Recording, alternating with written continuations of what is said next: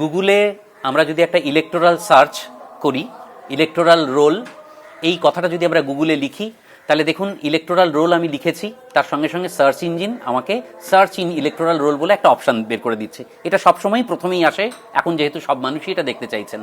আমরা এখানে যদি আমরা ক্লিক করি, তাহলে আমরা প্রথম যে পেজটা পাবো সেখানে দেখুন লেখা আছে সার্চ ইন ইলেকটোরাল রোল। সেখানে আমরা দেখতে পাচ্ছি search by EPIC, search by details, search by mobile. EPIC এবং মোবাইল এই দুটো দিয়ে খুঁজে পাওয়াটাই সব থেকে সহজ।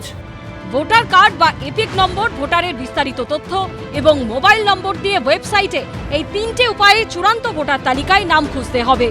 প্রথমে দেখে নিন এপিক দিয়ে নাম খুঁজতে চাইলে কি করতে হবে। সার্চ বাই এপিক এইটা হচ্ছে সব থেকে সহজ পদ্ধতি।